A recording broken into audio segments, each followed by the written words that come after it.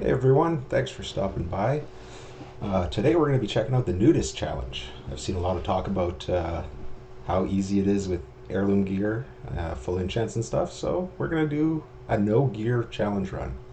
One life, 1 to 70. You'll notice it's the same Evoker spec I always use with one change. I picked up Righteous Fury because it provides a little bit of damage mitigation at early levels and only reduces your damage done by 10%, not 30 like some of the other tank specs. Um, Very quickly moving through the zones here. I've got my aura and potion. We finished with Cold Ridge Valley and Dunmoreau.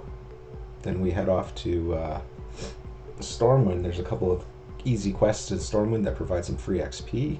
Get a couple levels there. Then off to Lakeshire, Red Ridge Mountains.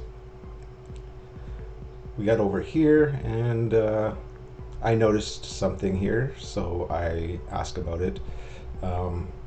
I didn't auto-join the Ascension channel on relogging, and I also didn't instantly complete the flight path, which seems to be fixed. It was either a bug on my end or a bug on the server's end, but apparently now the flight paths, you ride them out whether you log off or not.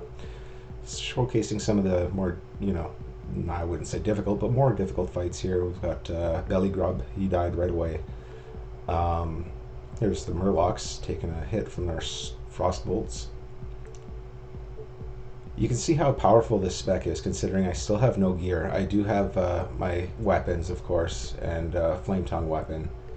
I think Flame Tongue weapon is kind of a crutch. It's really holding everything together for most of these specs because of that massive damage increase through the spell power gains that you get on it, especially on the levels. Landing in Booty Bay here, we're level 45 already. Gonna power through, kill some gorillas, Scaring Shaky, Heart of Mock, all that kind of stuff. One of the more intense fights in this zone where a lot of people struggle, myself included in the past, Gorlash. I'll just be quiet while this fight goes on.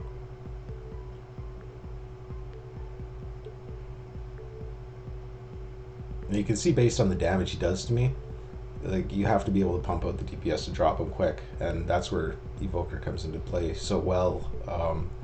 Everything works together to get some big hits.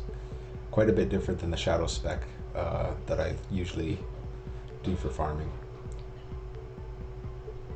So now we're 58 and decided to go to Goldshire, grab a couple quests just to get to 60. I did not want to attempt going to Outland at 58 without gear. I know even those elementals at the start can hit pretty hard. So after spending my time running around the caves that were empty and watching other people get experience, I finally completed my quests. Ran back to Goldshire, hit level 60, and now it's off to Hellfire Peninsula to begin our journey in Outland. And again, it's kind of the same as my other leveling videos. You just kind of follow the same quests, do the demon quests because they're, in my opinion, easier than the Orc Blood and Scrap Parts quests, so get those out of the way. For the Alliance side, Zethgor Must Burn is a beautiful quest to take on while you're doing that. Plant down your rocket, what are they called? Firework or smoke beacons there. Another very quick and easy source of XP. You might have to kill one or two of these orc guys, no big deal, but I mean, pretty much free XP when you just gotta right click something 4 times, right? And do the bombing mission, and now we're 65, which for me means go to Shatrath because you can get pretty much a level out of Shatrath, and then, well, we'll see what happens. So 65, here we go. We're gonna get some of the free experience that comes from just being in Shatrath. You talk to the Haggard War veteran over here, and you get a little quest to go and speak to Adal. Get that taken care of. And then Khadgar's got his City of Light, which we can skip, thankfully, on the server by clicking I remember this place, Khadgar. There's another chunk of XP. And finally, because I'm Eldor, go visit Ishana. I believe the Scryers have another one similar to that. Now, I didn't quite get a full level out of that, and I'm obviously assuming it's because the XP bonus from the heirlooms. And here I demonstrate my lack of flying skills as I enter the tower to kill Nathalar, who's one of the more annoying non-elite mobs in Terakar Forest. Just got a buffet that knocks you back. There's a aura he puts on you that makes you unable to attack, where you're pacified. And if you're not careful, he will knock you right out of the window, and depending on which side of the tower you land on, you will take fall damage and die. No big deal for us though, push over. And here's where I make a couple of mistakes. I almost land here before realizing that, oh yeah, I am not Horde anymore because I've recently changed to Undead, or pardon me, changed to Gnome. I flip-flop back and forth between Gnome and Undead quite often because I get bored with one, go to the other, quest zones and all that. Just doing the first intro quests here, you only need to do 3 or 4 quests to hit 70. So we've got our first part of the Legion Hold quest where we kill the Infernals. We're going to get our Fellfire Spleens, Skethlon Commander pages right here.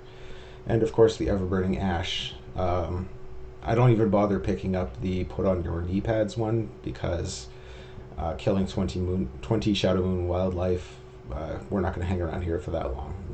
Level up much quicker than that. And so here we go. We're going to start handing in these quests, and this one should bring us to 70. They said, do it naked. So I did it naked. And there we go. We have our Prestige Iron Man Nudist Challenge complete. Well, hang in there, have fun, keep at it, whatever other positive things, and I'll see you next time.